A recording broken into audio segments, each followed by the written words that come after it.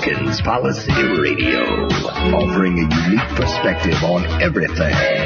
Geopolitics, culture creation, the reality of the world we live in.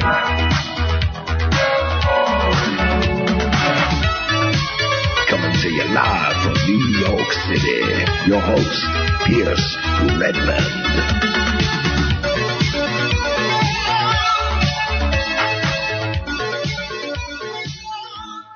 Okay, hello everybody. Welcome back to another episode of Porkins Policy Radio. As always, I am your host, Pierce Redmond, and thank you, and you can listen to this show here on American Freedom Radio, AmericanFreedomRadio.com, as well as on my website, PorkinsPolicyReview.com.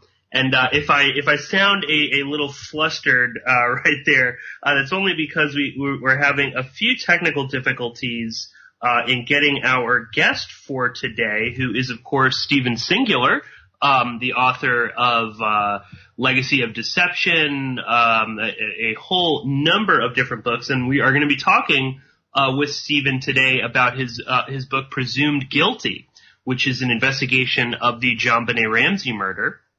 And I believe we should be getting him on in a few minutes to discuss this.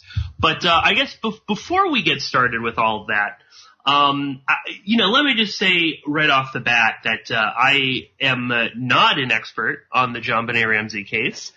Steven's book is the first sort of real look at the case that I've ever done. So, and this is just like a sort of a warning of sorts. But just, don't worry, if I don't mention a particular item that is like a huge deal to you, it doesn't mean that Steven and I are trying to like cover something up. But anyway, I believe, Steven, are you on the line?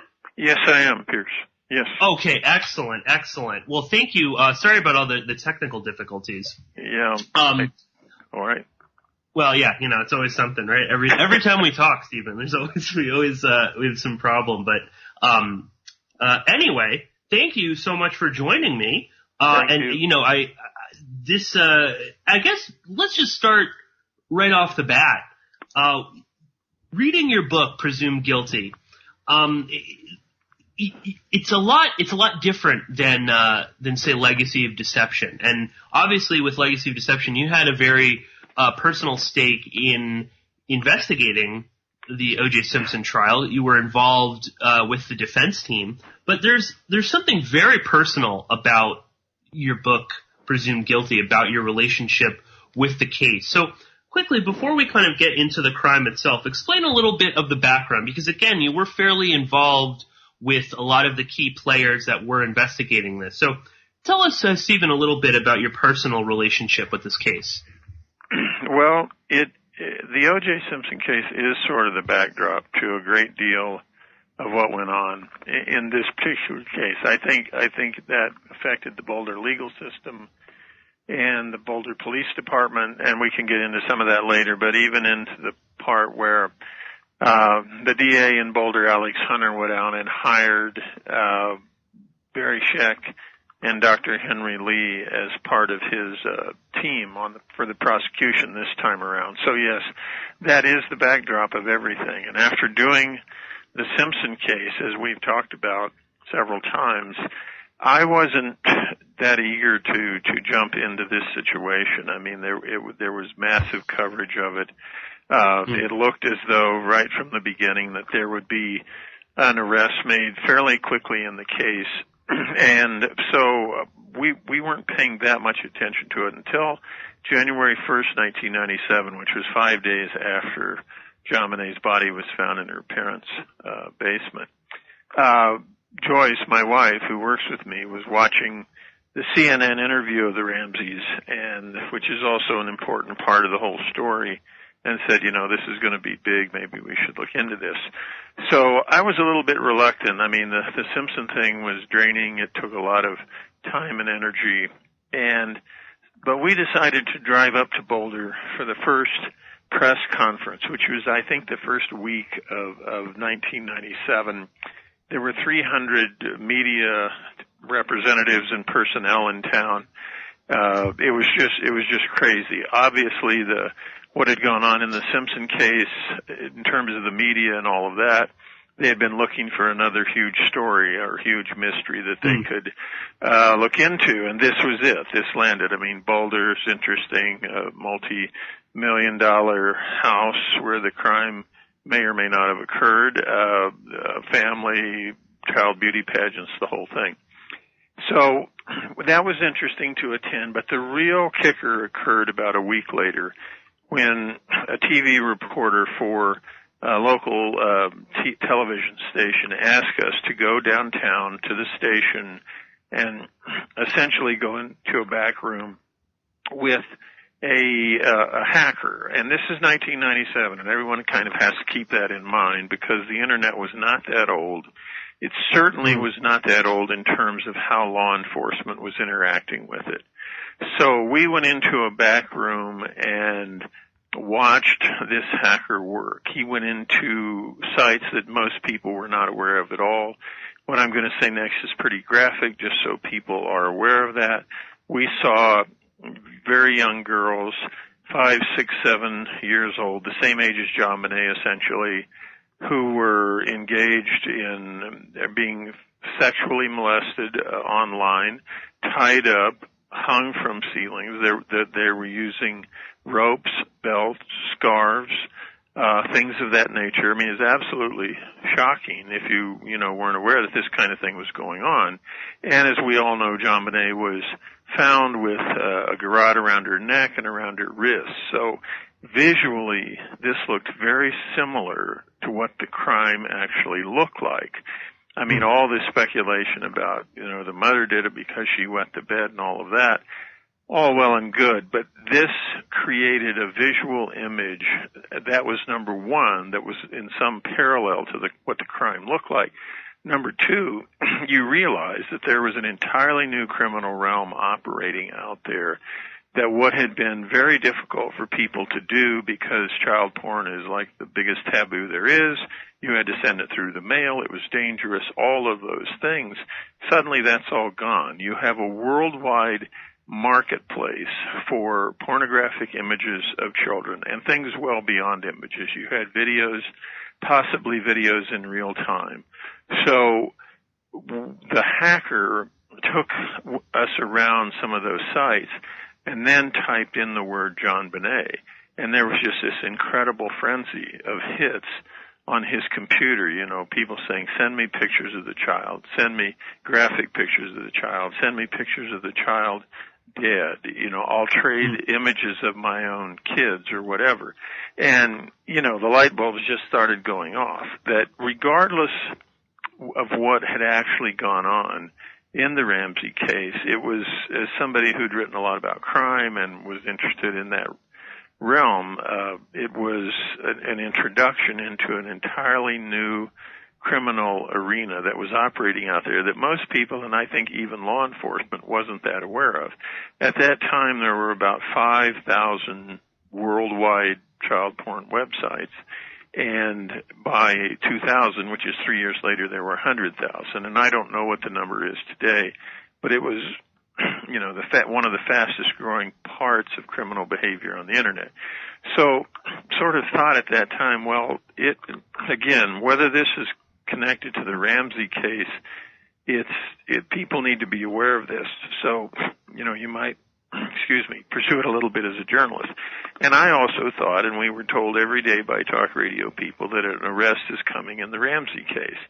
That was early January. January goes by, February goes by, March goes by. There's no arrest. There's no reason to believe necessarily that the investigation is really going forward. I mean, nothing is coming out of Boulder to indicate that, just rumors. So I had watched Alex Hunter, the district attorney, on press conferences and things like that. And his demeanor had really struck me because he wasn't, as a crime writer, you deal with a lot of district attorneys and they tend to be tough, sort of, law and order type of people. And this guy was, he was sensitive, he was soft-spoken, he seemed very uncertain about the position he was in. And I think all of those things will become important as we talk about how the case actually unfolds. But I was sort of drawn to him, and I thought, well, go ahead. Oh, no, go ahead. No, Stephen, go ahead. I thought, I wonder if they've looked into what we had seen on the internet. In other words, are they aware that images of young girls like this, and JonBenet was very attractive, so she would be a natural target for child predators, child pornographers, whatever.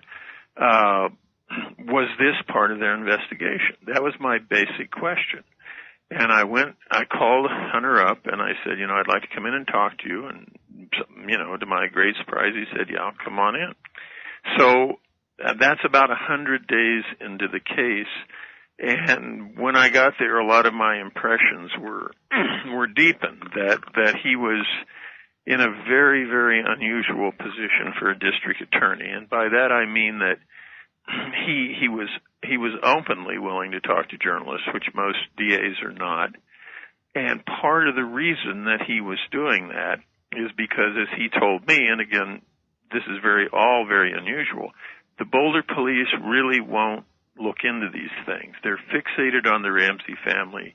Essentially, we need to do a larger investigation, and that would include the kinds of things that I was talking about, and I can't get anybody to do it. And so you kind of have to pull back and think about that for a minute. This is the largest or most visible investigation into a homicide in Colorado history.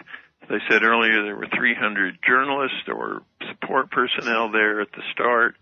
It was covered, endlessly by everybody, and the DA is saying, I really can't get the police to do their job. So that's where the conversation began, and that's how that was sort of the starting place. So I talked to him about the images on the internet, and in those intervening 100 days, we had also done a couple of other things. The primary one was that we were fascinated, as were many people, by the sort of child pageant culture that JonBenet was a part of. And we all have seen the images and all of that. So we started calling up pageant mothers in the area who would have known Patsy and JonBenet and their family. And we started hearing one thing over and over again, and it was a very unusual thing. And they all said it, and it was that the primary photographer for JonBenet had freaked out in the aftermath of the crime, that he just behaved in a way they'd never seen. They all had long-term relationships with him. He had taken pictures of their children. He was prominent locally, and he had always behaved, fairly well. I mean, nobody had anything bad to say about him. In the aftermath of the murder, he starts calling up the mothers in the middle of the night, screaming and crying and saying, I did not kill JonBenet. I did not kill JonBenet. And they were all just dumbstruck by his behavior. So if you back up a little bit to what I was saying a few minutes ago, our introduction to this whole thing was in the realm of video or photography or images of children. Was there any connection between that world and what happened to this child? Now you have a photographer who is going berserk with these women, and we didn't just talk to one or two. We went around the circle for the more prominent people in this area who were involved in child pageants, and they all said the same thing, and nobody could figure out why he was acting this way. So when in going to Alex Hunter and talking about these things, I said, well, have you talked to this guy? Have you interviewed him? No. I mean, do you know who he is? You know what he's up to? No, not really. Have the police talked to him? I don't think so. So again, there's so much unusual about this case, but it appeared that no one in law enforcement, number one, had really talked to these pageant mothers, this subculture around JonBenet, nor had they, looked into this photographer or other photographers who might have been taking pictures of the kids. And so, there was this great fixation on the Ramsey family, which is normal and usual in these circumstances. that has to be done. But if you ask yourself, what, and also in talking with the pageant mothers, they said, yeah, we drew in some very unsavory elements. I mean, who might show up at a child pageant? Well, maybe a pedophile, somebody who would be attracted to these little girls. So they said we had to get rid of certain people. We had to get rid of judges. We had to get rid of some males who were hanging around the scene. And so again, what might be the natural criminal realm around this child if her parents don't appear to be involved in criminal behavior? So, that was the whole sort of thrust of the early part of involvement in this case. It was interesting because if you go back to the Simpson thing, as we've talked about before, all of my involvement was with the defense team and with the defense attorneys who were defending Simpson.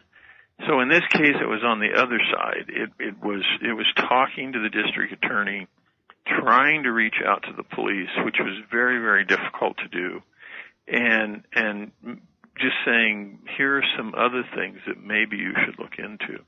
So that's really where it began. Well, before we dive in and we really start digging this apart, I guess we'll just, for anyone that doesn't know, on 5:52 a.m. December 26, 1996, Patsy Ramsey will call 911 to report finding a 2.5-page ransom note torn from a legal pad saying that JonBenet was kidnapped by a, quote, small foreign faction. They want $118,000 for the girl or they would behead her. The police begin to arrive about 7 minutes later. John Ramsey calls his close friend Fleet White, a character who we will definitely be discussing, and who had been over to, and they had been over to the Whites the night before. They also had a 6-year-old son, a son and a 6-year-old daughter named Daphne who knew JonBenet quite well. Police soon are, everywhere around the house. Start filling up with other people, Fleet White, police, family, friends, a reverend, local reverend. Believing that JonBenet has been kidnapped, the police do not clear the house of civilians or thoroughly search the premises, which is a huge error on their part. By mid-morning, Fleet White will walk down to the Ramsey basement alone for a look around, and went into the windowless wine cellar, which is where JonBenet would be found. He says that he never turns on the light, told police that he saw nothing. Shortly after about 1 o'clock, at the suggestion of Detective Linda Arndt, who I believe was the first detective to arrive there, John and Fleet will go back down into the basement to look around. John will flip on the light, begin screaming, "Oh my God," and JonBenet is found under a white blanket with her hands tied with nylon cord. There's ligature marks around her throat. There's a piece of broken stick attached to one end of it, and there's black duct tape on her mouth. John Ramsey will rip the duct tape off, untie one of the wrists, run upstairs carrying her. He puts her down next to the Christmas tree. She's buried 5 days later in Atlanta on December 31st.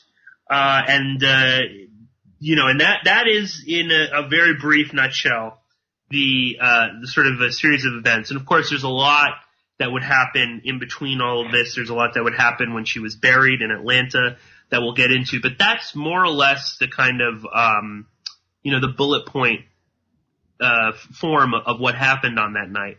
And of course, as you said, Stephen, everybody sort of jumps to the conclusion that this was the parents, that JonBenet had such a bad bedwetting problem that Patsy decided to kill her, and then they staged this whole elaborate ruse, including this ransom note, which is very dubious at best.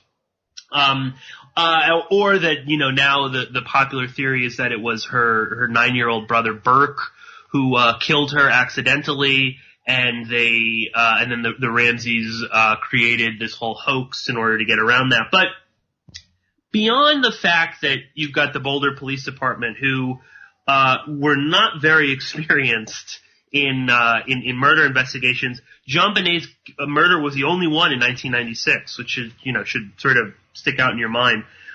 As you said, there seems to be an elephant in the room, an aspect of this case that seemingly a lot of people in Boulder and in the surrounding pageant community were aware of, and that is pedophilia and child pornography.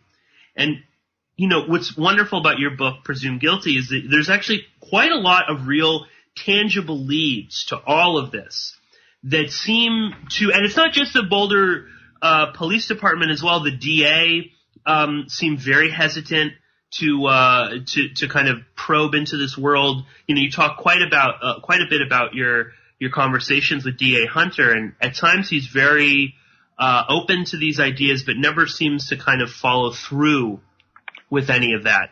And I think a big part of this that I would like to really kind of explore a bit more with you is this photographer, Randy Simons, who had known the Ramseys, I think, since JonBenet had gotten started in pageant work.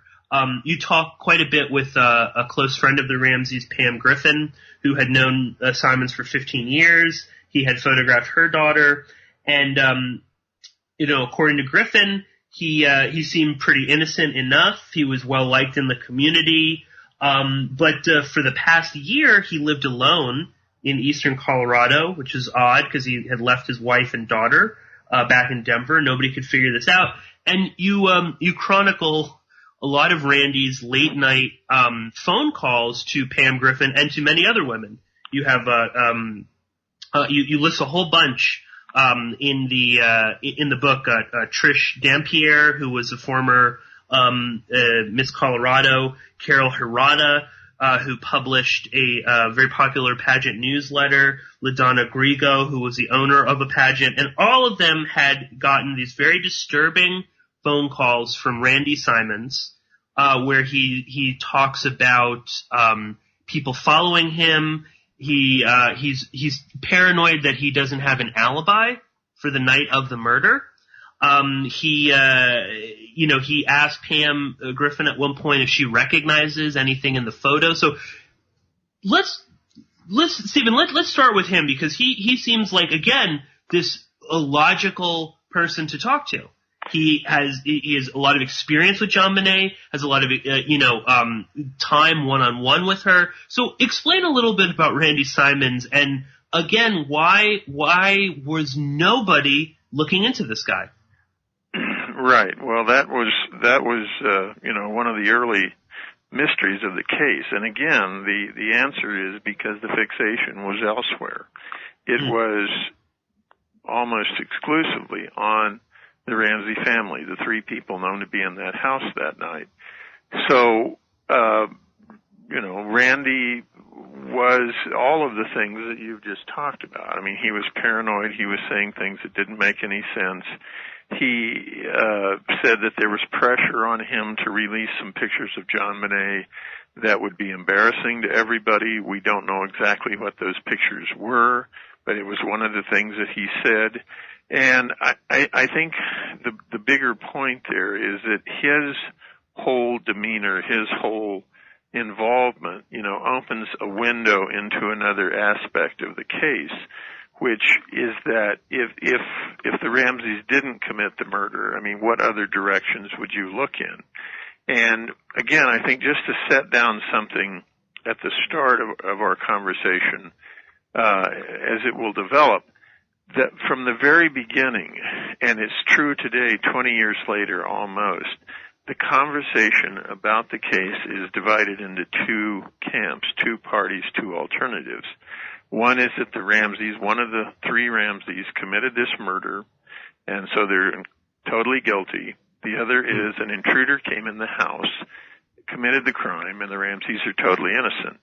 And I was interested from the very beginning, is there anything in the middle of these two extremes that could possibly be true? And that becomes very important as the case plays out. And it goes into the early conversations with Hunter, where he seemed wanting to solve the case, but very, very tentative about exploring some of these other realms. I said I was surprised when he agreed to talk with me. Well, the next much bigger surprise came when I laid out all of these things about the internet, child pornography, etc. And he said, the Boulder police won't do this. Maybe you should go do it. Again, you have to pull back and think about that. First of all, I'm not a computer expert by any means. Secondly, I would have had to break the law to go into those sites and to do certain things. You know, this, again, is the most visible case in the history of Colorado or the region. The CBI, the Colorado Bureau of Investigation, had people who can do that kind of work legally. It was a shocking thing for a district attorney to say to a journalist, nobody around here wants to do that. Why don't you go look into it and report back to me? And my basic attitude was, you know, I'm not going to break the law, not even for the district attorney, not even in the biggest case we've ever seen around here. So again, it shows the dysfunction at the heart of this. It shows the reluctance to broaden the investigation in other areas.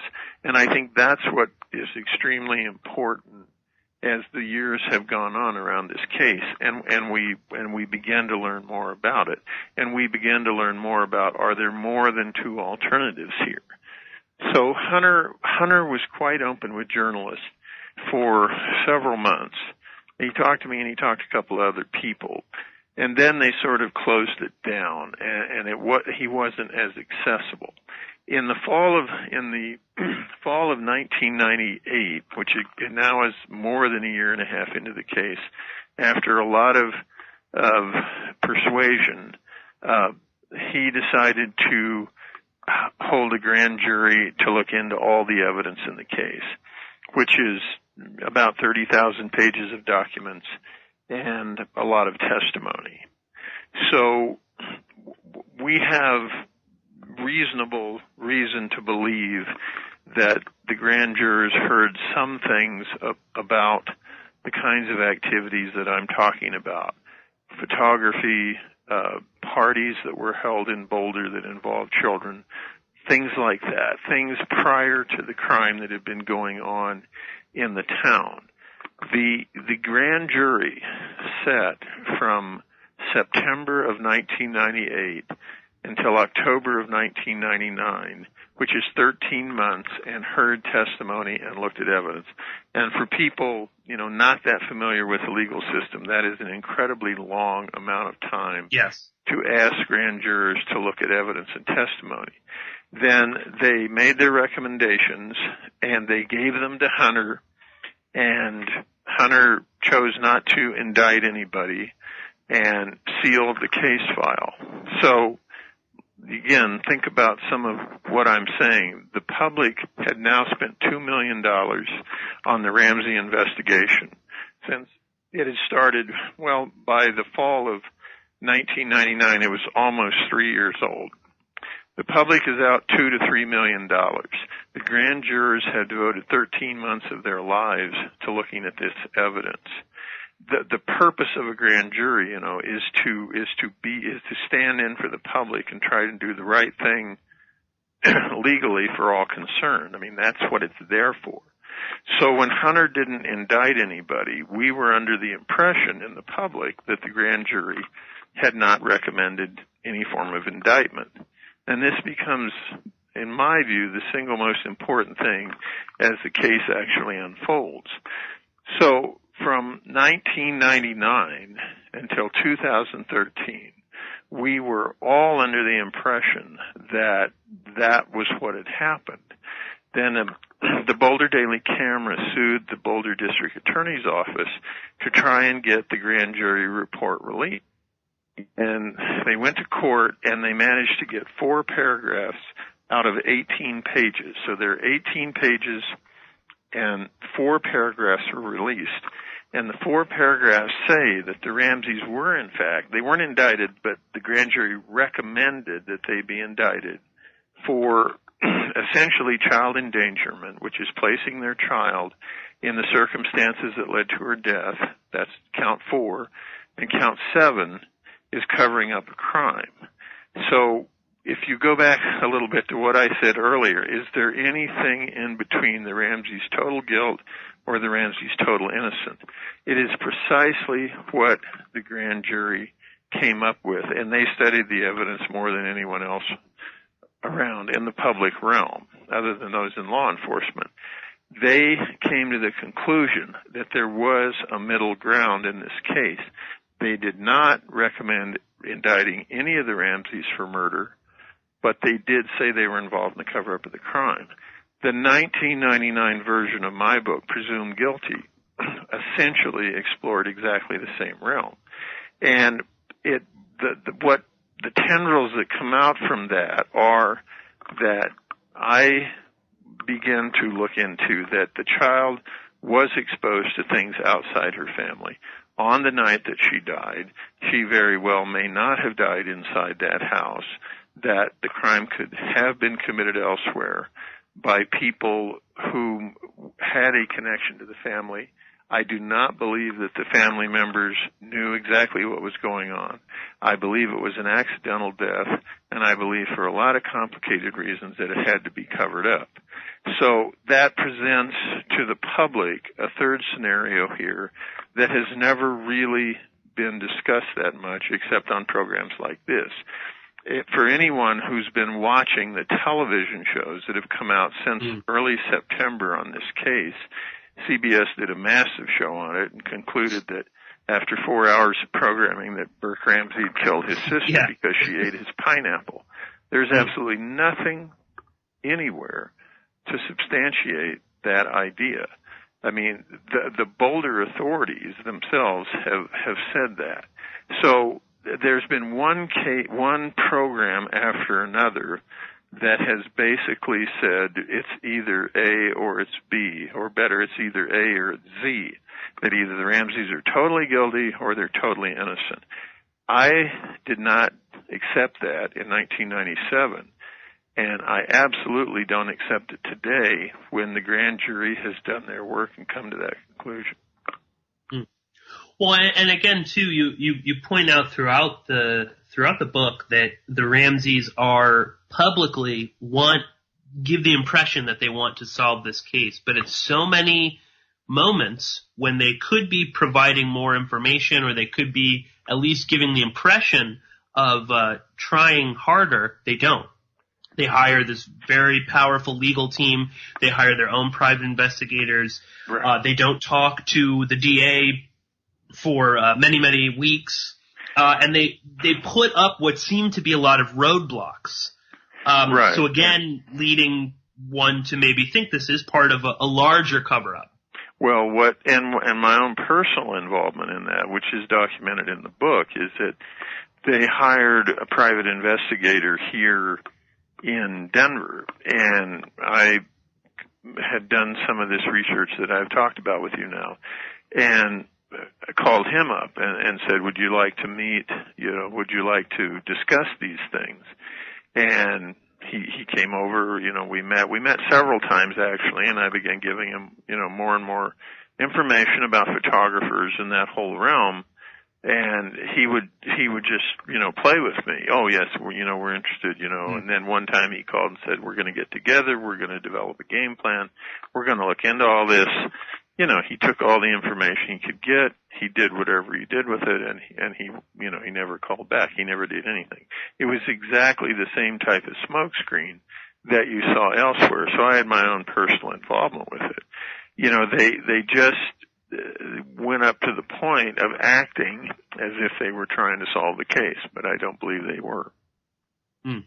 Well, and that kind of reminded me in some ways of the O.J. Simpson defense, where they, wanted to solve the crime, but not in any way that would expose maybe some of the true undercurrents or the true reasons for why this happened. Let's talk a little bit about Fleet White, because he is a character that seems again like someone that should have been. I mean, he was, interrogated and talked to, and he and his wife, were very vocal about their non-involvement in this case. But he's another one of these people that's close to the Ramsey family that acts very strange in the aftermath of JonBenet's death. He is also the person who, didn't see the body the first time, but saw it a second time. explain a little bit about Fleet White and particularly his behavior, just after the murder.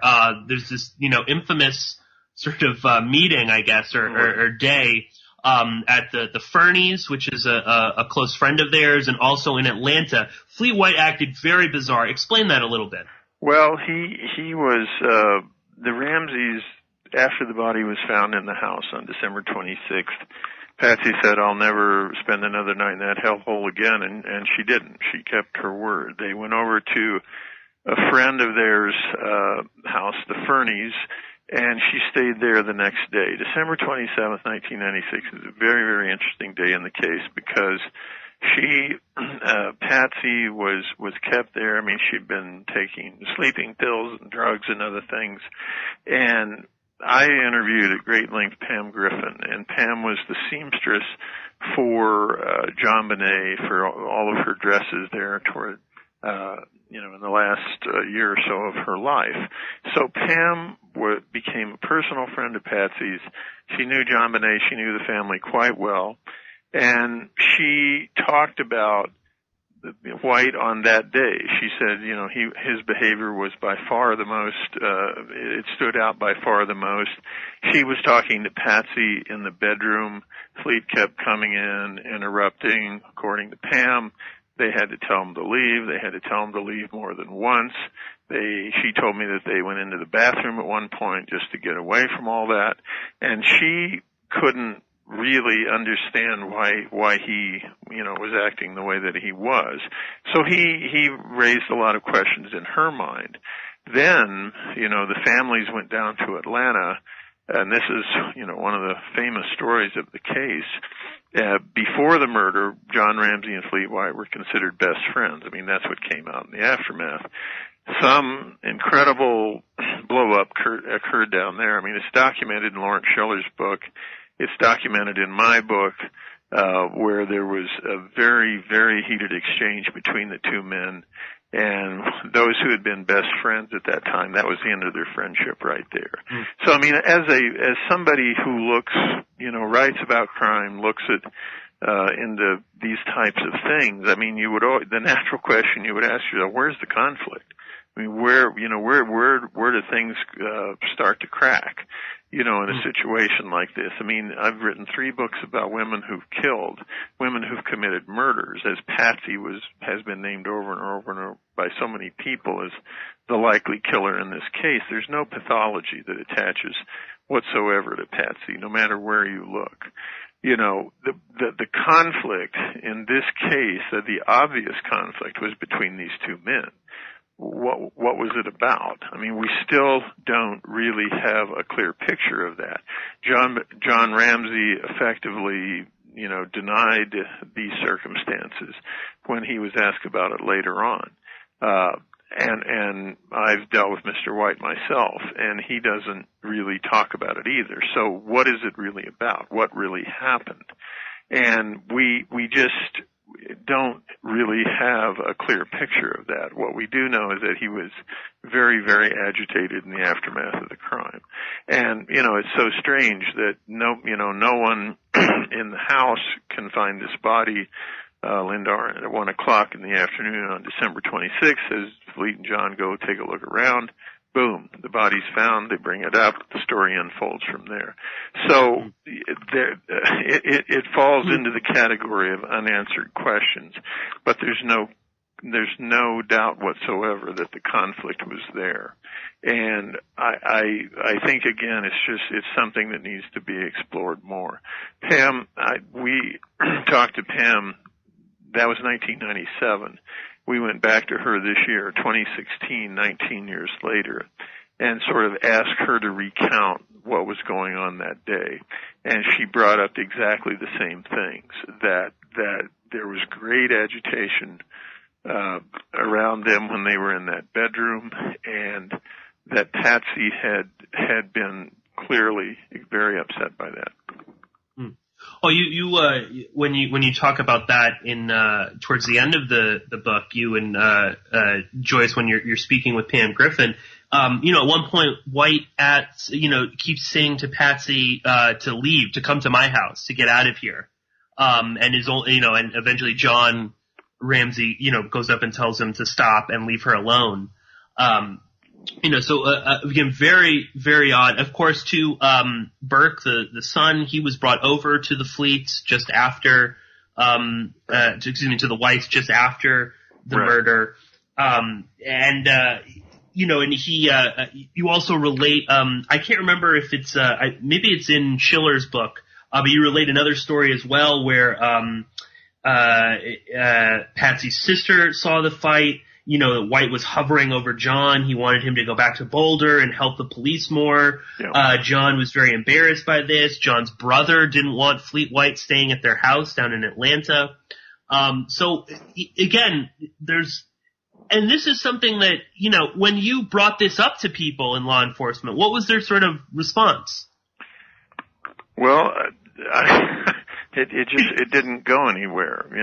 White made a point sort of buddying up with the police in the aftermath of the crime, and Hunter, was somewhat wary of Mr. White, early on, but it didn't develop as an investigation. What you tend to think about cases like this is that they'll be solved from the outside in, not from the inside out. And what I mean by that is, as history has shown, nobody in the Ramsey family has ever come forward and said, well, here's something we really know about that night. Their entire demeanor is, we don't know anything about what happened that night. Cases I don't think is ever going to be solved that way. So you look for people on the perimeter who might know something about the case without having any involvement in it and being innocent. I think Randy Simons was an example of that. I don't think he was directly involved in anything involving the crime. Do I think he knew about maybe illicit photography that went on with these types of kids? Yes, I do. That's a distinct possibility that he understood that sort of underbelly of the pageant world.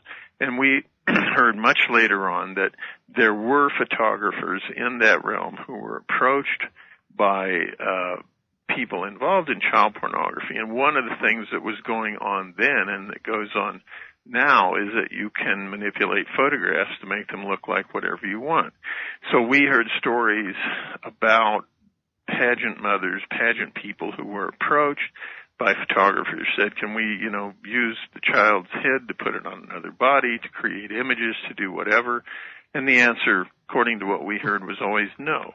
But we don't know exactly what went on. But the larger, deeper point there is that there was criminal behavior in that realm of a certain type, and these were the doorways into it. That's what I thought mostly about Randy Simons. What would have happened if some actual pressure had been applied to him early on by the authorities?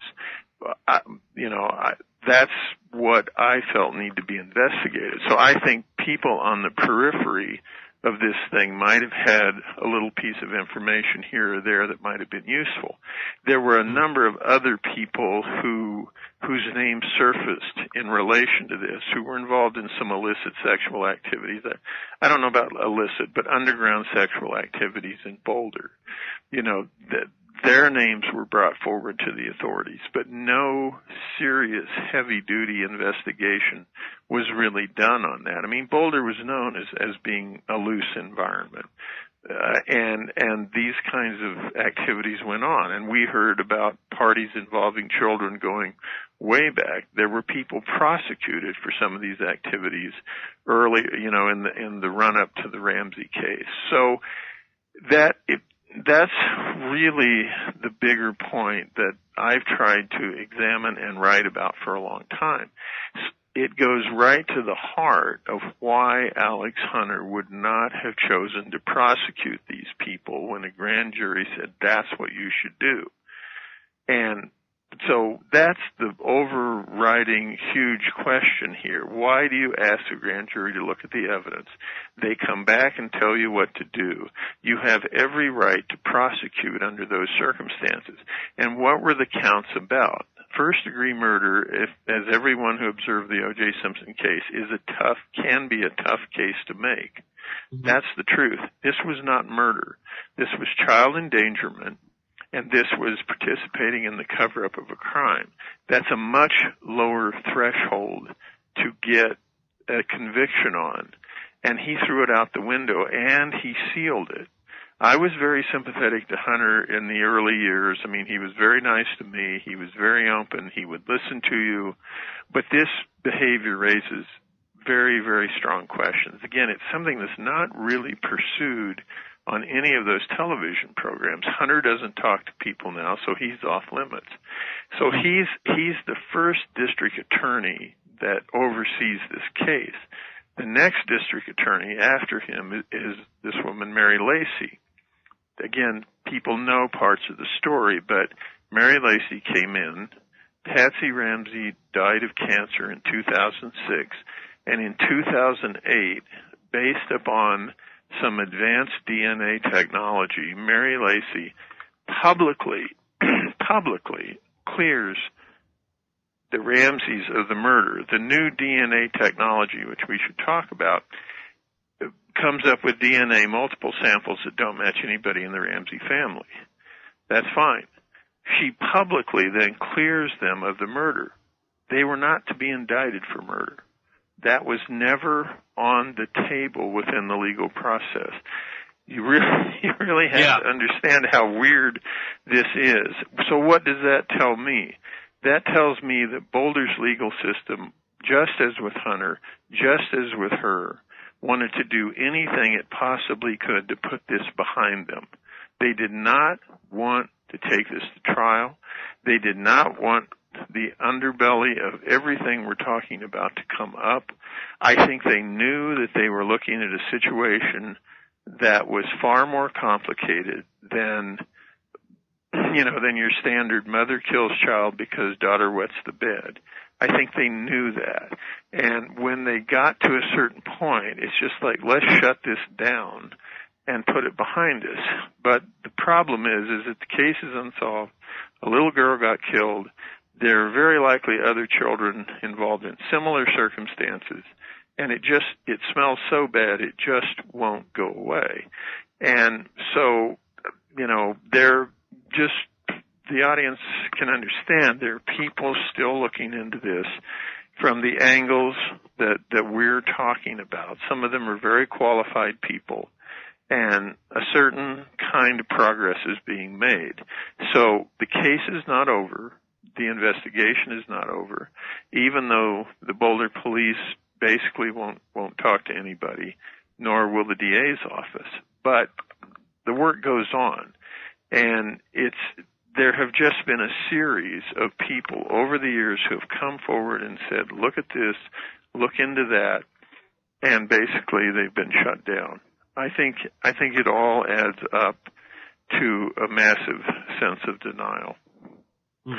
Oh, and again, throughout the book, there are moments where you or you and Joyce or some of your friends, I love the Frank Zell sounds like a real character. Who's a researcher. Yep. Who's a researcher and a friend of yours. And there's so many moments where you're sort of just up to the water's edge. You meet multiple pedophiles and child pornographers that you speak to in jail who have some maybe not that they were necessarily involved in the murder, exactly. But right. They knew the peripheral characters of this. They understood some of these people. They might have seen photos or even possibly video of JonBenet during God only knows what was happening on that night. Right. But yet all of these people, I mean, you talked to one person in particular he's caught with secret video cameras in a secret room that he's built in his garage. He's something like 50 counts of exploitation of children, producing child pornography, distributing child pornography. You point out, in the book, this guy will spend the rest of his life in jail, where he will most likely be attacked, raped, and possibly killed. But this guy is so terrified of speaking about anything having to do with JonBenet Ramsey, having to do with Boulder. And this is a guy that, his lawyer told you he wanted to talk. He was arrested in California. I flew to California. I went in the prison and confronted him. I was told that he had knowledge of this case. He told his lawyer that he would, in fact, talk to the Boulder authorities about the case. I mean, he was looking at a long time in prison, that he would do this to help himself. We set up the possibility of that involving his lawyer and Boulder, and at the last minute it fell apart. That was in 1999. In 2000, a woman came forward from California and said that she had some knowledge of the case. It's very complicated, but she came to Boulder. She was interviewed by the police. She had a history of actually having prosecuted someone in California on these kinds of charges. Within, the next day in the paper, the Boulder police chief says, "Well, we don't find her credible." Well, they hadn't investigated anything, she said. They hadn't done any of the work. They hadn't, it was just like, we're not going to go there. And, if it happened once, that would be one thing. But if you've really tracked this, and you can track it in the updated book, Presumed Guilty on Amazon Kindle now, if you track it, it just gathers steam right through the whole 20 years. There were people, 2 individuals in Boulder who had written some poems about the case. They didn't want to be known. They wanted to be anonymous. They sent them to a lawyer in Boulder who determined over a period of time who were the likely authors. They were all about the case, and one of the poems at the end, there were six names of people. Most of the names are somewhat well known. 4 of those, I believe, were involved in some form of child pornography. One name in particular stood out. This is 2001. So somebody was writing to get information to the authorities in 2001, saying that, these individuals are involved in this kind of activity. 5 years later, in 2006, the most unknown name on that list was a man who was arrested on 49 counts of child porn creation and distribution. I personally gave this information to the authorities. I mean, what it means legally is that this person was in the system. In other words, you could go put pressure on an individual like that to learn what they knew. This individual was connected to the Ramsey case from the people who wrote the poems. I said, why don't you go interview this guy? I mean, see who he is, see what he knows, see if he has a connection to the case. This is right here in the Denver Boulder region. Nothing happened. I mean, it just isn't, the obvious conclusion from everything I'm saying is this is not the way to run a murder investigation. Okay, no. What's the end result here 20 years later? The case has never advanced 1 inch. It can't advance under these circumstances. So the next question after that becomes, why has there been, over a 20-year period, such resistance to go below the surface of this thing? And it was, again, reiterated in all these programs. They interview the standard people and they say the standard things. But those standard things have led absolutely nowhere.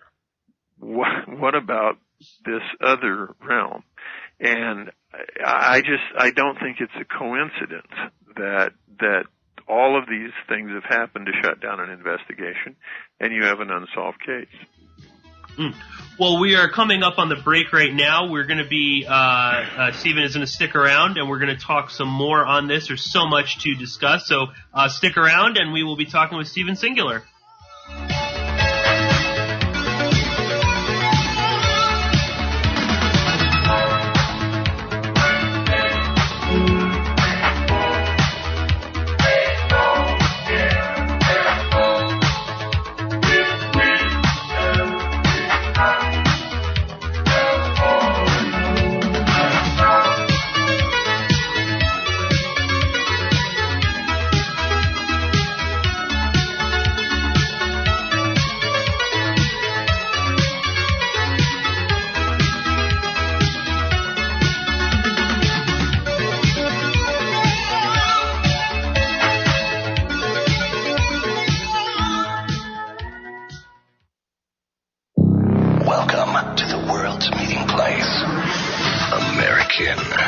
basically narcotics. Freedom.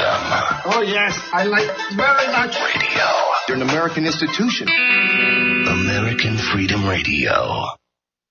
Are you feeling embarrassed and stuck because you can't focus or concentrate? I have a confession to make. I spent years unable to think clearly, like I was in a fog. I was going through the motions, running my companies, and I hated feeling groggy and mentally sluggish. I couldn't get ahead like this. It's no secret, the powers that be want us dumbed down. Chemicals, fluoride, our brains are under siege, and we are experiencing lower IQs. But now there's a weapon to fight back and win. Introducing DNA Evolve, a revolutionary breakthrough in a category of cognitive enhancers called nootropics. I've been using DNA Evolve and couldn't feel better. For me, it works. It feels great to get things done again and get ahead. Try a free sample for yourself at DNAEvolveSample.com. That's DNAEvolveSample.com. Supplies are limited, so go to DNAEvolveSample.com right now. Did you know there are 3 million edible food plants on Earth, and none have the nutritional value of the hemp plant? HempUSA.org offers you hemp protein powder. It does not contain chemicals or THC, is non-GMO, and is 100% gluten-free. Hemp protein powder burns fat, builds muscle, contains 53% protein, and feeds the body the nutrients it needs. Call 888-910-4367 and see what our powder, seeds, and oil can do for you. Only at HempUSA.org. HempUSA.org introduces 3 brand new detox formulations of micro plant powder. Brain Fuel for depression, bipolar disorders, and stress. Total Care, anti-cancer agent that cleans the liver and organs and increases memory. Rejuvenate, invigorates and heals the body, mind, and spirit. These products are your alternative to pharmaceuticals. Call 888-910-4367 and like us on Facebook. We ship worldwide. Only at HempUSA.org. This is Rick Simpson, and you're listening to American Freedom Radio. What about show business? Show business, completely dishonest, corrupt, and full of shit, but in a nice way. Plenty of expensive drugs and perverted sex. If you're going to be full of shit, might as well enjoy your work. Then you have the media. Not just the news media, let's include them all. The media are almost literally exploding with bullshit because they're located right at the crossroads of all the other bullshit. The media are made up of equal parts advertising, politics, business, public relations, and show business. These people are sitting right at bullshit junction. There's enough bullshit in the media for Texas to open a branch office. And you still have enough left over to start 2 law firms and a Christian bookstore. What has American Freedom Radio ever done for us? Provide us with free education? Well, that's obviously effective, but apart from reversing the dumbing down of America... All the information they provide is free? What about the free podium for broadcast activists to speak from, man? Exploiting commonplace corruption? They help vulnerable people who don't have a voice? Bringing light to important information nobody else does. Or they never censor, hang up, or cut off their guests? Well, that's no fun, is it?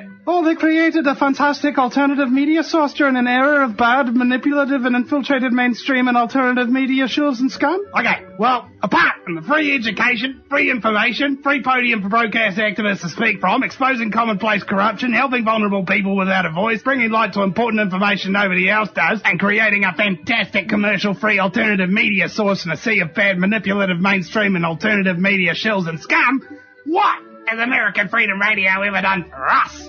Donate to American Freedom Radio today. No rules, no rules, no taboo topics, no taboo topics, no fear of doom, no fear of doom. We are American Freedom Radio, American Freedom Radio.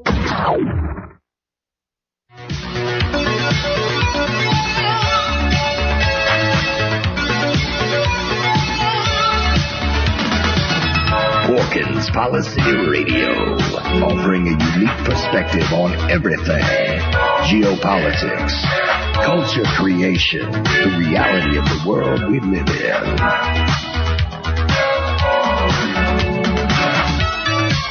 Coming to you live from New York City. Your host, Pierce Redmond.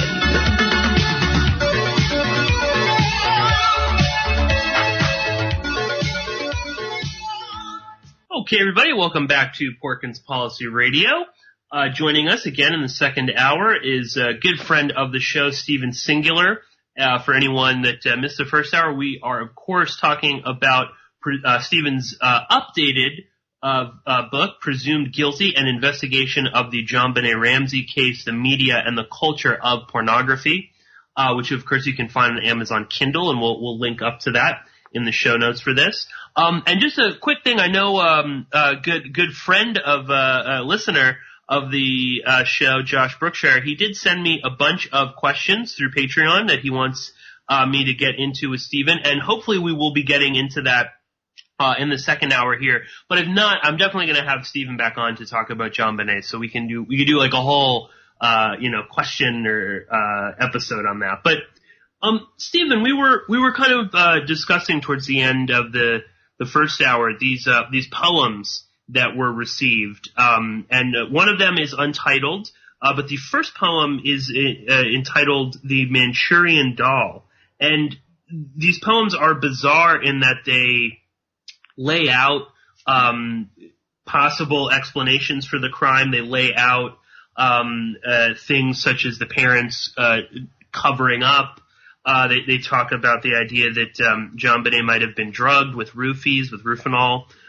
They also bring up again one of these. I had written out as I was reading. I had this little list of potential suspects or people that persons of interest and whatnot.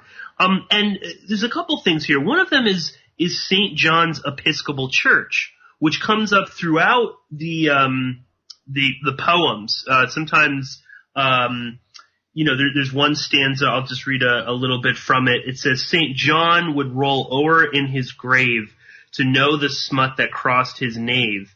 Yet Christmas Day he'd held her near as if he knew she'd disappear that very night. An elder cleric's errant son, his extant crush now on the run, did they supply the candidates with fodder for their lewd fun, do tell. So, I'd like to get into these poems a bit more because some of them are very straight and to the point. As you say, in the second poem, he lists, half a dozen names, which are, very, some of them are prominent people. You list, I'll just break it down. There's of course, the man arrested on multiple counts of child pornography in 2006. This is 5 years after the poem was written. So the author of this poem knew that this guy was doing this. That's correct. Yes, go ahead. And again, that person in particular you were talking about in the first hour, he served no time, right? He pled guilty to one count. Right. Right, and I talked to people in the legal system here, and they thought the resolution of that case was very, very unusual. And certain files or fingerprints were lost. And again, the third district attorney to serve on this case was, and is named Stan Garnett. He's still in office. And when he entered office in January 2009, which would be about 12 years into the case, he said, I want to look at this with fresh eyes, keep an open mind. So I went to Boulder and I met with him a couple of times. I gave him some information. And he expressed interest in doing certain things, and then he subsequently said, we're not going to go down that road. And so it fit an entire pattern of behavior on the part of the Boulder legal system basically since this began. But the poems are fascinating, and what's really interesting there is that they very strongly create the sense that people in Boulder knew that illicit activities were going on, and that they may very well have involved some prominent people. And nobody wanted to come forward in any direct way and basically talk about that or share the information. But in an indirect way, they did. And over a period of time, we were sort of able to figure out who wrote the poems. And that was exactly the attitude that was there. I can't have any sort of exposure around this, but I do want to convey information about things that I know. And again, to go back to what I said, the case, I believe, would be solved from the outside in, that people with knowledge on the periphery of this, not criminal involvement, but knowledge, and that's very important, would try to come forward or would have information that needed to be investigated. And you put pressure on people and, things happen. To my knowledge, that kind of pressure has never been applied to the people on the periphery that we're talking about. It just hasn't been there. And I would assume that's an intentional thing, because I think if the Ramseys had been indicted back in 1999 on those two lesser counts, I think the whole house of cards here would have fallen. I think that there would have been enough pressure applied to resolve this in some way that would have, not have put them in prison for a long time, because I think the death was accidental, and I think Boulder wanted this behind them. And again, just as a sort of a side note, CBS did by far the most elaborate 4-part series on this case in September. It had to be a multi-million-dollar production. They put 6 people in a room and called them experts, and they concluded that the son killed the girl because she ate his pineapple. Not only is there nothing to suggest that, but to go back to one thing you said a while back in this interview, that the first thing the Ramseys did that morning was to get Burke out of the house and send him over to the White's house. The Whites had people in town. There were strangers to Burke in that house. There were a number of people there. I just strongly ask the question, if this kid had just committed murder, if one slip of his tongue will put his family in prison for a very, very long time, you're going to send him into a house full of strangers where he's totally and completely vulnerable. It simply doesn't make any sense. That's just one aspect of it. But to watch a network go through those kind of gyrations to dumb down this case, your promos for this hour of the show are all about the dumbing down of America. To dumb down this case, which no legal authority has been able to solve by saying the kid did it because the girl ate his pineapple. It's shameless. Within the next few days, the Ramsey team sued CBS for $150 million, and one of the individuals on the show in particular. And nobody likes lawsuits, but it doesn't serve any purpose to just absolutely stay on the surface of these types of cases and not get them solved. No, and again, the CBS thing is, you've been very careful not mentioning the names of the quote experts on there. I'm not even going to mention them because they deserve no credit or praise or anything. They don't even, but it is, beyond a hatchet job, especially, their evidence for Burke having done this is that there was undigested pineapple in JonBenet's stomach.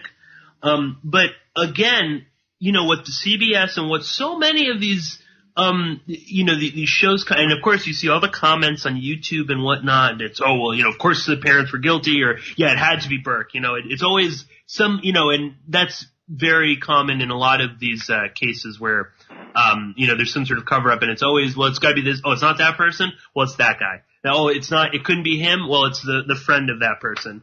But what CBS and what a lot of these shows aren't talking about, again, is this subculture that seemed to be fairly in your face or fairly well known in Boulder, involving some very wealthy people, people even connected to the government.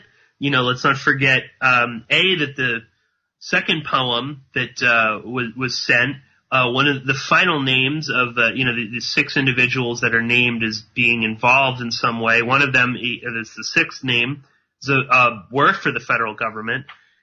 John Ramsey, of course, his firm, Access Graphics, was a subsidiary of Lockheed Martin. So obviously, government related. You talk about in the book, just where Boulder is, just to the south of it, you've got a very large nuclear power plant. So again, you're going to have government security. You have a lot of federal weather-related stuff that's there. So again, and Boulder is rich in general. Yeah.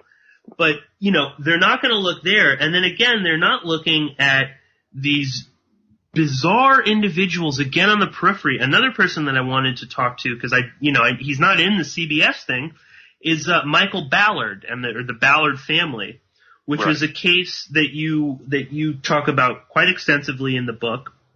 And this was in 1992. Michael Ballard pled guilty after charges against him, his wife Patricia, and his friends Dennis and Marcia Dunnan, who had sexually assaulted the Ballards' 7 children between the years 1987 and 1991.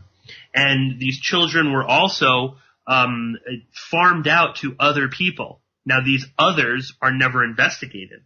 Right. The judge... Yeah, and explain it, Stephen, because this is like one of those aspects that there is something to this that goes all the way to what happened to JonBenet. Right.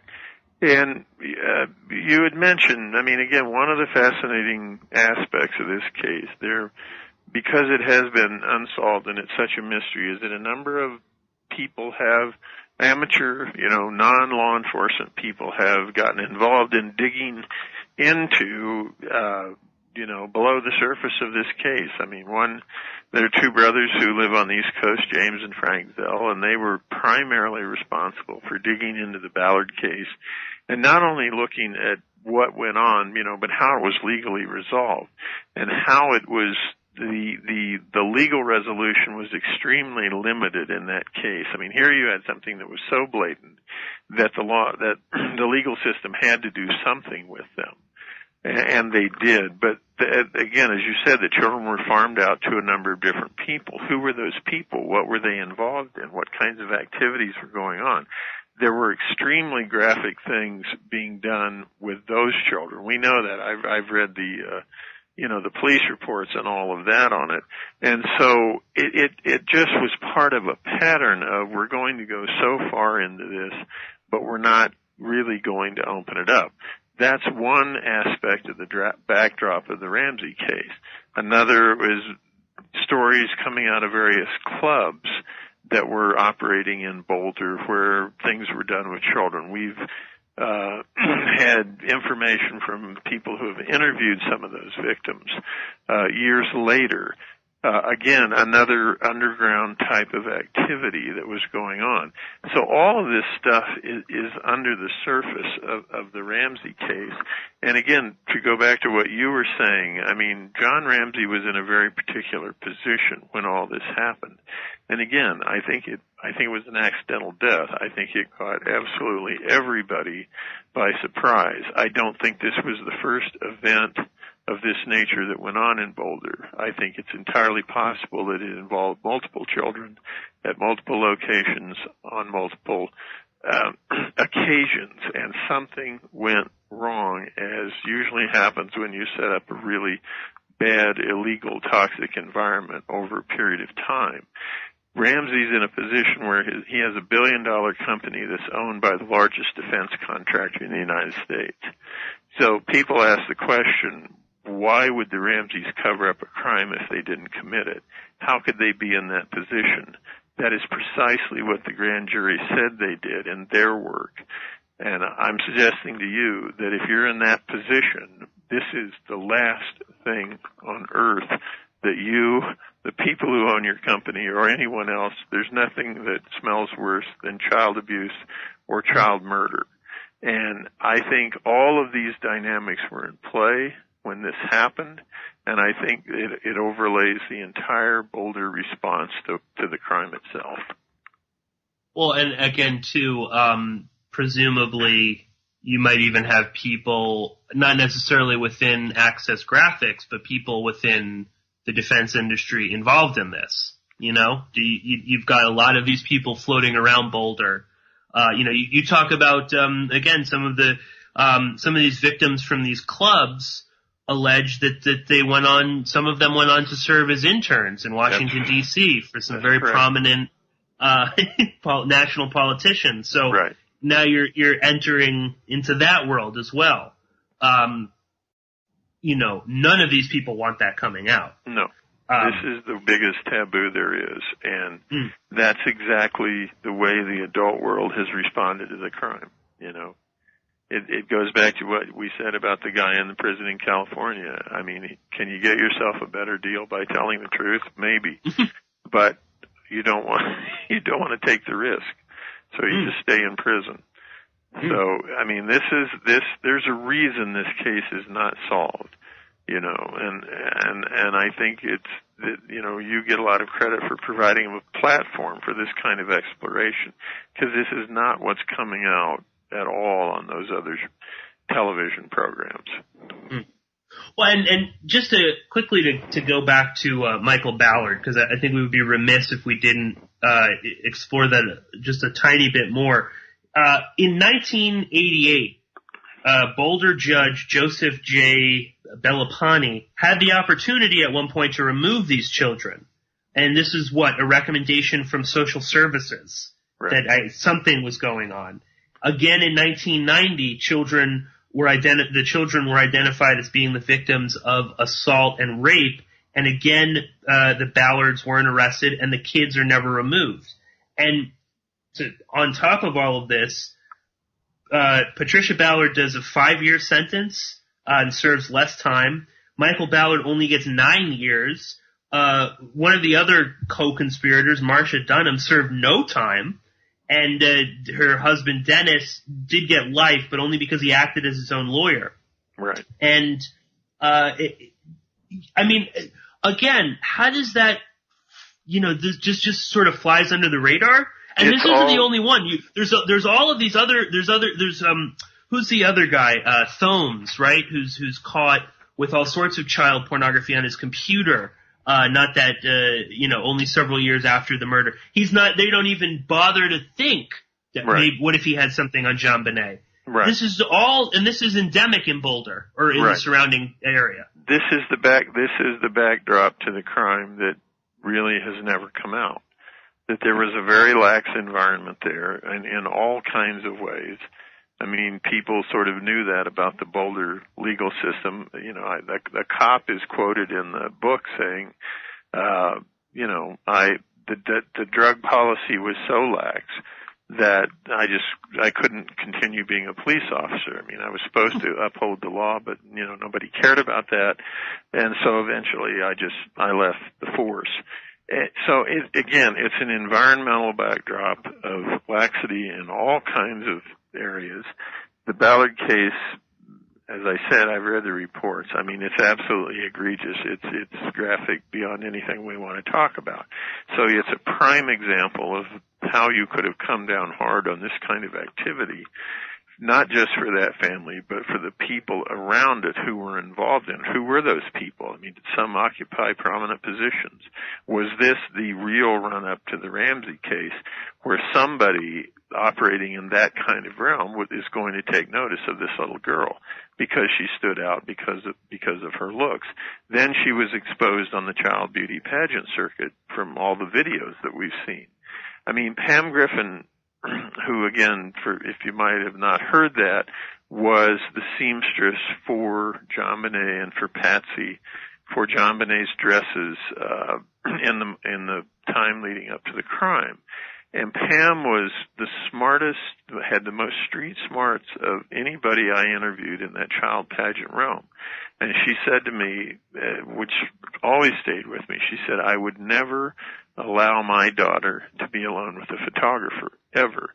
And again, she knew these photographers. She knew that world.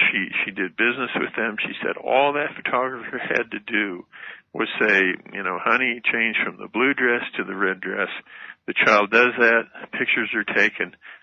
That has now become a commodity. I mean, this is somebody who knew as much about that world as anybody I've ever spoken to. I mean, she was just an absolute fount of knowledge. And she said, I didn't trust what could go on with these children, because who is going to be drawn to them that you don't want around? So again, I mean, just to reiterate once again, this is the absolutely natural criminal realm to look into for this kind of case. When you come upon a body that's been garroted with something around the neck, that possibly has been sexually assaulted, there's debate around that. There's DNA samples in multiple places on the body belonging to one unknown male. I mean, it's all there. And the case has not been put together. I'm not suggesting it would be an easy case to solve, but I'm suggesting these are the doorways, I think, that would lead to solving it. And it would take a real investigation. It would take a broader collection of DNA evidence and testing. It would take looking at the child predators who were in the area at that time. It would take all of these things. Again, one of the tangents of this story is that Boulder DA Alex Hunter, when the Boulder police wouldn't do what he wanted them to do in the investigation, he brought in Lou Smith, a renowned retired homicide investigator in Colorado with a 90% clearance rate on his murders. I dealt with Lou a lot. He was a total straight arrow good guy. And he went to Boulder. He thought the Ramseys were guilty. He started to look under the surface of the case, and he began generating leads in the child predator, child exploitation realm. And he tried to work with the police and turned over his investigation. And he told me, straight up, that they had a special file for the information he gathered. It was called Lou Smith's BS files. And this guy, forget about what I'm saying, this guy was a very well-respected homicide investigator, and they didn't want to look in that realm or to look deeply enough. And Lou died in 2010. I mean, one of the last things he said to me is, we'll eventually get a DNA hit somewhere because we have these multiple samples belonging to one individual. And if that individual gets arrested or one of their relatives, you could get a hit and you could solve the case that way. So, I mean, this is not as impossible a case to solve as maybe as it's been presented. No, and I think that's a good thing to put out there because, like I said, I had almost no real knowledge of the JonBenet case. And when you look at it, it does seem almost like this impossible task. But like you said, a hit on DNA. And again, so much of this is there. There are so many of these figures that are floating around on the periphery of this case that if you really start digging, you're going to find something. Again, just quickly, the judge who could have locked up Ballard, this pedophile, he was in line to hear the grand jury testimony against JonBenet, in the JonBenet case, and then suddenly left Boulder for Egypt of all places. And there was another official who people came to me and talked about as having involvement in these kinds of activities. He was very prominently placed in Boulder, and I interviewed him 6 months after the murder, and it was extremely tense and difficult. He ultimately left Boulder and went abroad. There was another lawyer in Boulder who was known to be involved, have parties with kids. He was a successful lawyer. In the aftermath of the crime, he immediately left Boulder and relocated in another state. Those people are out there. Those names have been given to the authorities. That's how I think the case would be solved. And like you said, I mean, these people are there. They can be contacted, or we can at least look into it. And just again too, Frank Zell, one of your friends and researchers in this, he spoke again to one of the Ballard children who was 13 when the abuse stopped, and this kid said to Zell point blank that the police were involved not as participants but as overseers, that they knew what was going on and that they looked the other way. And this is backed up, by a reporter at the Daily Camera, Christopher Anderson, who told Zell in 2001 that the BPD had a list of prominent local citizens involved in pedophilia or in child pornography, and they were basically shielded from legal harm, and they were not to be investigated. And that this, again, was sort of like an open secret. That is what Anderson told him. That's correct. And I think, that we can say that, that's, who knows, and then, mysteriously Anderson is struck by lightning. And killed killed. A short while later. Just and that was almost like, I could just see you and Zell just losing it when that happened. Cause he was going to give a list of these people, but you don't even need that confirmation when you start peeling back. I mean, one of the lead detectives or the former Boulder police chief said in a Reddit AMA that there was pressure not to go hard on the Ramseys. Right. And you had multiple people, detectives, DAs, tell you there is more to this case than what you see in front of you. Right. You list a very at one point a very detailed story that you relay, and I'm trying to remember exactly to who it is. I think it's Tom Wickman, right. who was a lead investigator, and you lay out this story that you say is sort of half based on factual stuff, half based on rumors and whatnot. Again, of a Christmas party, of parents that were sort of maybe complacent about what was going around. They were oblivious to some of the stuff that was being exposed. Yeah. No, go ahead, Stephen. No, that's fine. Go ahead. And you talk about a young girl going to a party, that something happens, that the situation becomes too complex, too complicated to call the police. There's too many, people involved. There's too much money at stake. Right. All this sort of stuff. And Wickman, just sort of stares at you and says, quote, "Everything in this case is not as it seems. I can tell you that, but I will not elaborate." Right. So, I mean, these people are, that's what I found so interesting, was that for all of the kind of covering up and whatnot, there is like a fair amount of honesty. Right. That this is just the reality of Boulder. Right. I mean, anything you want to say on that? Well, that was probably the most, that was probably the most interesting conversation I had. Because Tom Wickman was considered a very good straight arrow cop, and I went over and talked to him, and essentially, kind of laid out for him. This was 1997. This is a long time ago.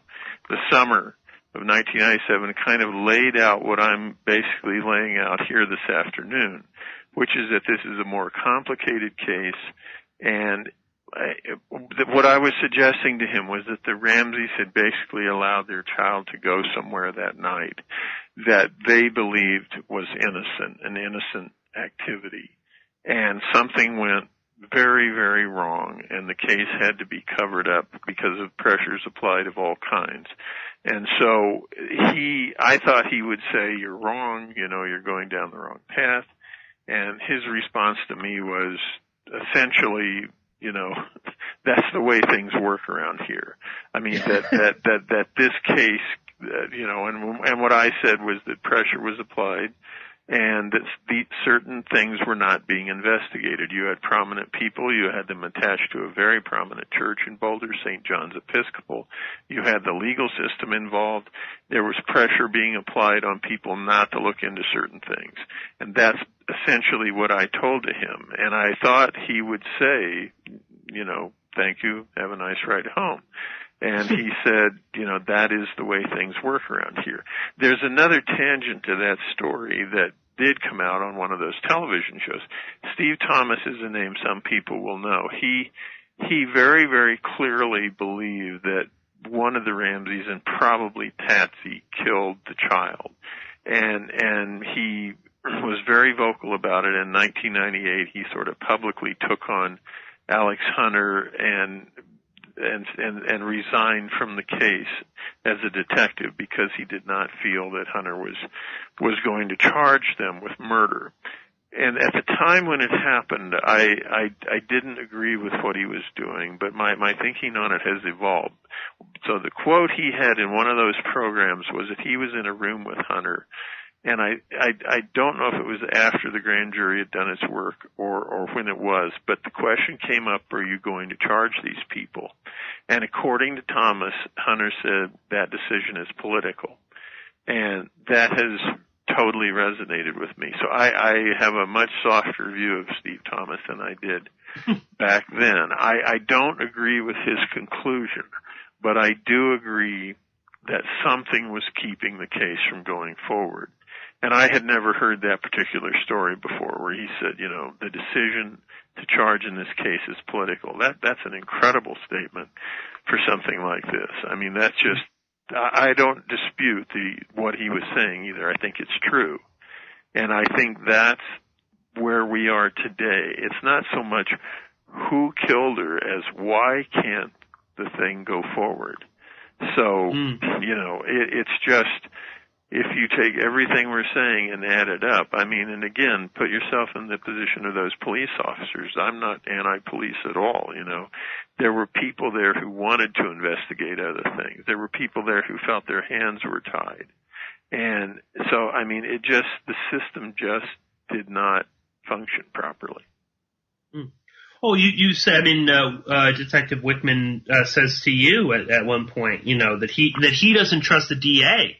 And again, that it's interesting given later statements by the BPD chief saying that the DA, said don't push the Ramseys, don't get too deep into that angle. And again, Wickman says that he understands how the political game is played in Boulder.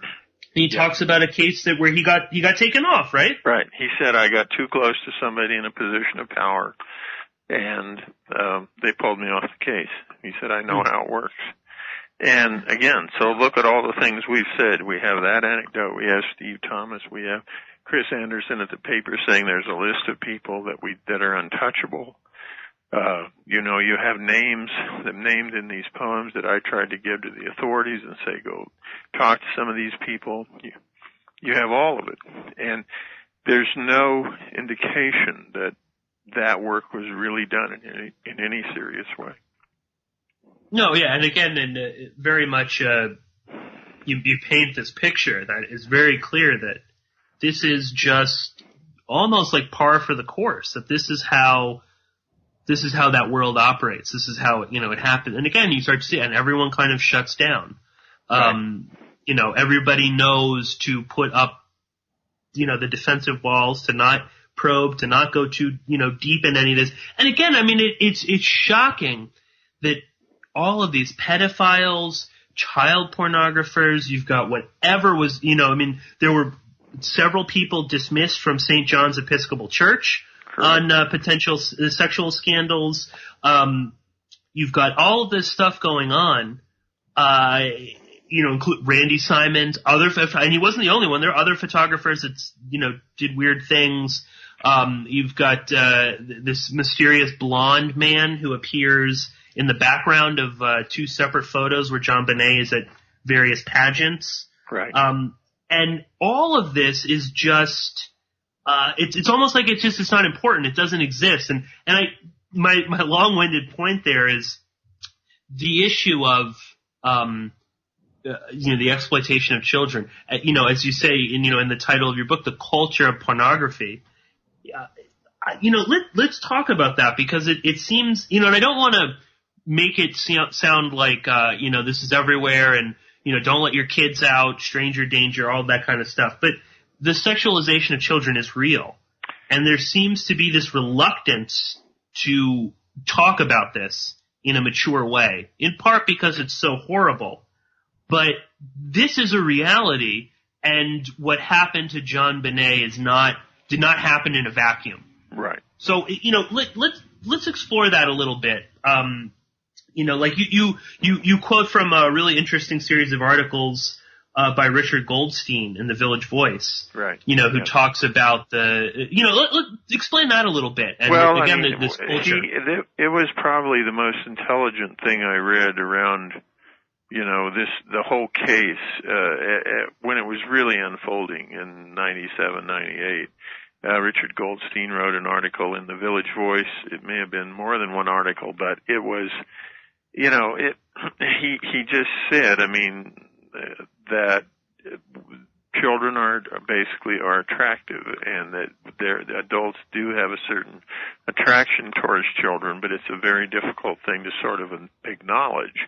And so there's just such a taboo, such a horror around this type of attraction that nobody can talk about it, or it gets suppressed, or it gets pushed down, or it comes out in some really bad, inappropriate, or worst way. And he was just sort of, doing what a writer should do, which is to go below the surface and say this stuff exists. And my sort of take on that, or intersection with it, is that's, I went around and I talked with everybody. I talked with the Ramsey's private investigators. I talked with the DA, the police, other figures around this. And all you got was dead silence, that nobody could talk about it. Nobody could really explore it in any way because the shame around it was too deep. And I think that's what the Ramsey family was trapped in, that they had exposed the kid to something, not being aware at all of what was going on, and now they had a situation that on some level had to be managed. And I think that's precisely what happened. But Goldstein's article was fascinating because, things, psychology 101, but things that get suppressed tend to come out, in very inappropriate ways. And that's what I saw in sort of the peripheral figures that we've talked about through this whole conversation. I don't think Simons was directly involved in something, but I am aware that he, had taken some photographs of young girls that are, I should say, older than JonBenet. I was told by Pram Griffin that she was in his studio with Patsy, and there were some pictures there of 10 and 11-year-old girls that some people would see as, really inappropriate. Maybe some people wouldn't. They look like a lot of child advertising that you see in high-tone magazines. That's what I'm talking about, the culture of pornography.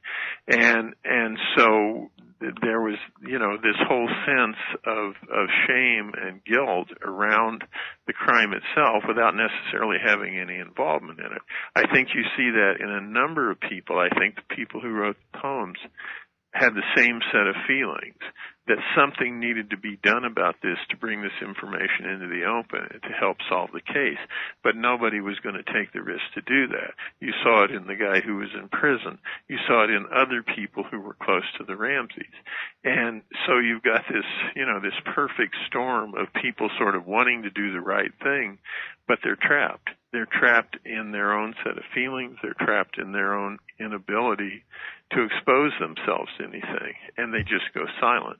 And that's basically what I'm saying in the introduction to the new Kindle Amazon book, that everywhere you turned, there was just this dead wall of silence. Everybody was saying, we want to solve the case, but nobody was doing anything. And it pervaded the entire legal system in Boulder. I think it's pervaded the entire Ramsey family and a lot of other figures around this, and that's why things are where they are today. And, let's face it, this is the biggest taboo, in the human rightfully so experience. So it's not like an easy thing to come forward. No. But as a journalist, really, truly probing it, not just saying, well, Patsy did it or John did it, it was a remarkable phenomenon to just realize that there was a wall everywhere. You couldn't get through it. And that's the real experience of it. And I think if you read the book, we're talking about it in a more abstract way, but if you read the book and add up the evidence of this and the sort of trail that I walked down for years and years, it starts to take on a real tangible feeling that nobody really wanted to take the steps to solve this case. Oh, absolutely. Yeah. I mean, I love your style of writing when it comes to true crime, because you build so well. And it really, you really start to, like, people were asking, oh, what are you reading? And it's Stephen Singular's Presumed Guilty. And then, who did it?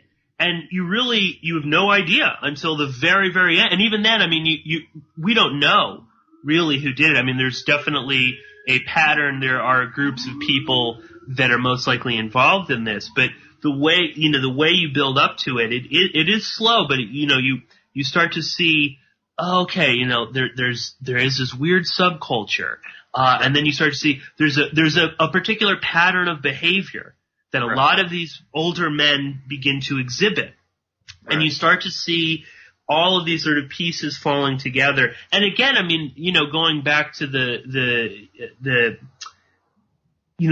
kind of like shockwaves of that. I mean, you've got people like John Mark Carr, who I don't think was really involved in this, but was obsessed with her. Again, proving the point that pedophiles, child pornographers, it almost goes beyond, just the sort of act of being a pedophile into obsession. Right. You've got, who's this character? Gary, Oliva.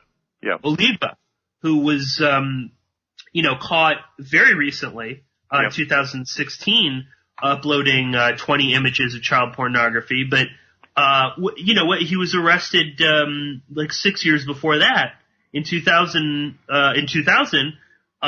for marijuana and having a stun gun, which may have been used on JonBenet. And he has a photo of JonBenet. Right. And a poem as well. Well, again, I mean, to point out the obvious, this is the natural criminal realm you would look in, I mean, I just think when you've exhausted your investigation of the family and gotten nowhere, again, it seems terribly obvious to say it, but that's where you would look. And I think it's been tough for Boulder to do. So, and again, I mean, you said a minute ago, we don't really, know who did it, but what we think we know, according to what Pam Griffin had told me, in a much more recent interview, and what has been substantiated from several different angles, is that JonBenet told at least 3 people that she was going to meet a secret Santa Claus that night, Christmas night. Pam had, according to Pam, that's what Patsy had told her that JonBenet had told Patsy. So that was a piece of new information that came out. We know from earlier work that JonBenet had told a neighbor named Barbara Kostanek that she was going to meet a secret Santa Claus that night. And the neighbor said, no, JonBenet, this is Christmas night. You mean Christmas Eve, because that's when Santa comes. And she said, no, Christmas night. And she told one other person. So I think there is a very real possibility that that is a critical piece of information about this case. And we don't know who that individual is, but we have a clear sense that something was going on that night that her parents were not entirely aware of, at least in terms of the people involved, and that some event was being held that she actually talked about prior to it happening. No, again, I was going to say, I mean, I think this mysterious Santa is, again, as you said, very key to all of this. Yep. And something that, where were the police on that? Right. You couldn't have been the only one, Stephen, who knew about this. No, the police had to know to some degree. Right. And that again it seems just like you said, this is happening the night of the murder. There is some sort of thing that her parents are seemingly aware of to some degree, but not entirely. Right. And something happened. Well, on that note, because we're getting towards the end here, and we should get into maybe some of your own theories on this. If JonBenet did attend some sort of party, and something happens there, how is her body then transported back to the Ramsey house? And do her parents then go through that, or is she then delivered and then they discover her? How does that work? I, of course, do not have an exact picture of any of that. I tend to think that she was brought home dead. And I tend to think that her parents were placed in an absolutely horrendous position, the worst you could be placed in. And I tend to think that pressure was applied on them by outside forces right then and there and said, this cannot come out. This will destroy everybody. Who is John Ramsey? The owner of $1 billion company owned by the biggest defense contractor in the United States. And I think that these kinds of activities have gone on in Boulder over a period of time. Nothing had ever gone wrong or wrong enough, and now it did. And those who were involved absolutely, put the hammer down. And I think that the Ramseys then had some participation in the cover-up of the crime. Again, what did the grand jury say? This is what's been overlooked in all of these shows. Exactly. They said the Ramseys exposed their child to the circumstances that led to her death. It's precisely what I'm saying. They could have made that exposure perfectly innocently, but that's what the grand jury said. And the Ramseys then participated in covering up the crime. That's what the grand jury said. That's what I was essentially saying in 1999 in Presumed Guilty, saying it a little differently there, but I know more today than I knew then. We all do. We know that grand jury sat through all of that testimony, which may very well have included some of what the kinds of things we're talking about here. Here's the next question. What's in the other 14 pages of that grand jury report? Are there activities named in there? Are other individuals named in there? Why was that not released? It's a part of the same entire pattern. They gave us the absolute minimal amount of information that they could, and that information tells me that, there was a third scenario in play here. And until you examine that third scenario, you don't get anywhere. All you have is an argument. I think she was brought home dead, and I think that the case, it had to be dealt with right then and there. And that's what I think happened. And very, very quickly, and because we'll definitely have you back on, Stephen, because there's a bunch more things. But I will try and get to one of Josh Brookshire's questions that he sent me, and this is regarding the infamous ransom note. And Josh basically asks, was this note actually written by John Ramsey? And how do we square this with the fact that it doesn't match his handwriting or anything? It doesn't match anybody's handwriting. If you really look at it carefully, on one of those programs, they just put down Patsy's writing next to it, and it's a stretch, no matter what you're doing. It would appear, regardless of who wrote the note, and as I'm suggesting here, I think more people were involved in the crime and in the transporting of this child and in the cover-up. So I think whoever wrote the note, was probably in contact with the Ramseys, or potentially in contact with the Ramseys. And so one of the Ramseys may have written the note, or it could have been somebody else dictating it, hearing it dictated, or something like that.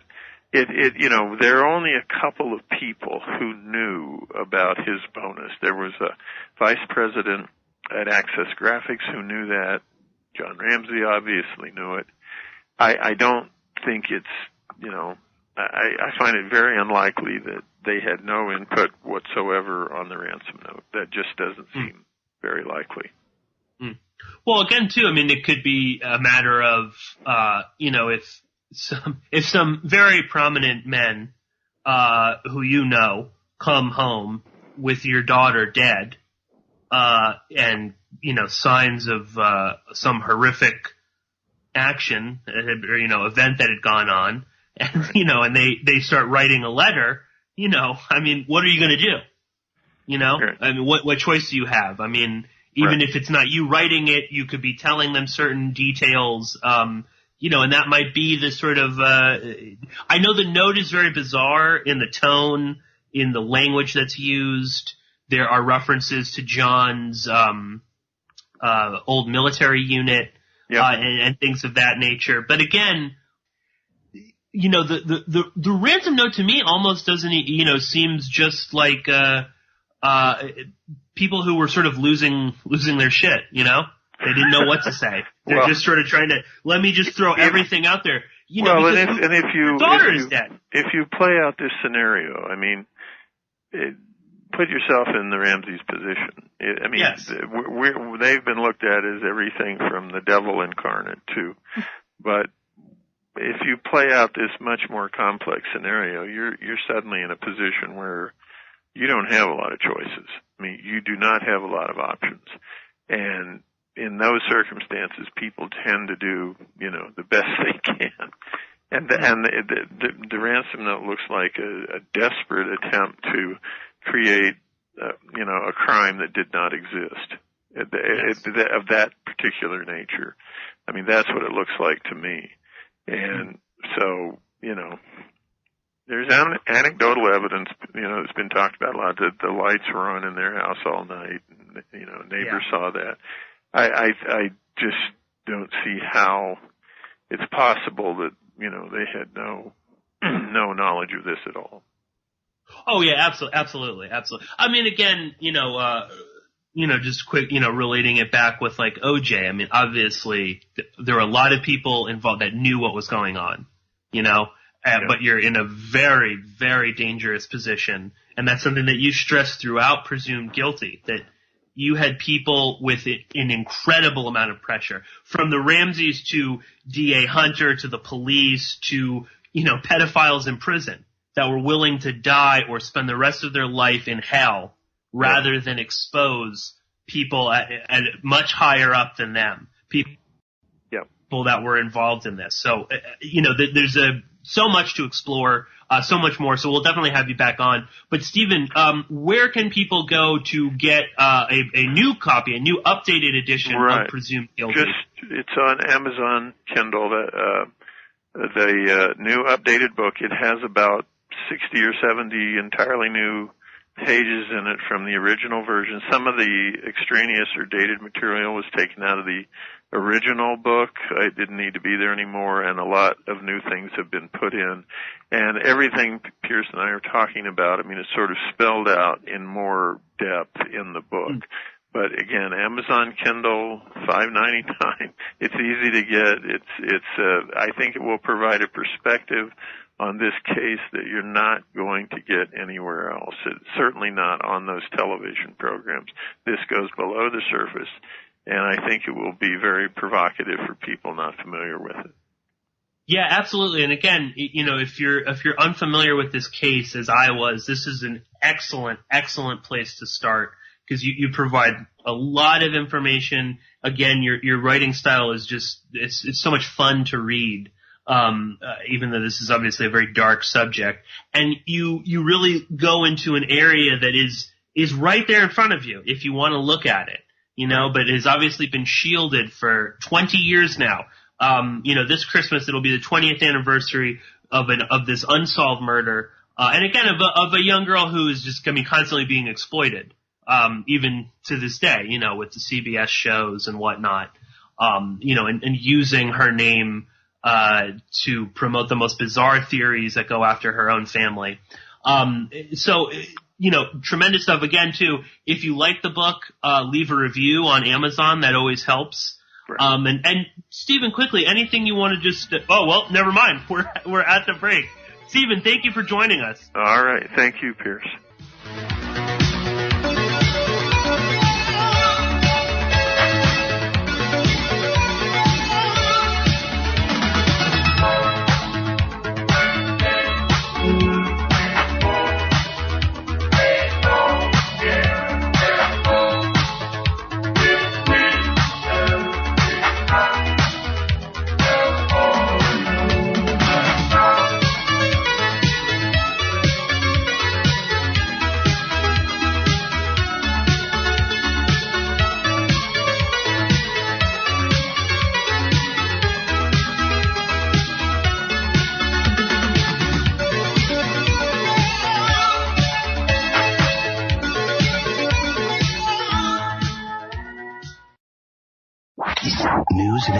station you can trust. This is American Freedom Radio. Freedom, American Freedom Radio. American Freedom Radio. Are you feeling embarrassed and stuck because you can't focus or concentrate? I have a confession to make. I spent years unable to think clearly, like I was in a fog. I was going through the motions, running my companies, and I hated feeling groggy and mentally sluggish. I couldn't get ahead like this. It's no secret, the powers that be want us dumbed down. Chemicals, fluoride, our brains are under siege, and we are experiencing lower IQs. But now there's a weapon to fight back and win. Introducing DNA Evolve, a revolutionary breakthrough in a category of cognitive enhancers called nootropics. I've been using DNA Evolve and couldn't feel better. For me, it works. It feels great to get things done again and get ahead. Try a free sample for yourself at DNAEvolveSample.com. That's DNAEvolveSample.com. Supplies are limited, so go to DNAEvolveSample.com right now. Nutritious food is real body armor. It builds muscle, burns fat, improves digestion, and feeds the entire body the nutrients it needs. Did you know the U.S. government banned the hemp plant from growing in the United States and classified it as a Schedule I drug to hide it behind the marijuana plant? People have been confused about this plant for over 80 years, and many still don't know what hemp is. So now you know hemp is not marijuana, and marijuana is not hemp. They are different varieties of the same species. HempUSA.org wants the world to know these basic facts and to help people understand that hemp protein powder is the best kept health secret you need to know about. Remember, hemp protein powder contains 53% protein, is gluten-free, anti-inflammatory, non-GMO, and is loaded with nutrients. Call 888-910-4367, 888-910-4367, and see what our powder, seeds, and oil can do for you. Only at HempUSA.org. This is Rick Simpson, and you're listening to American Freedom Radio.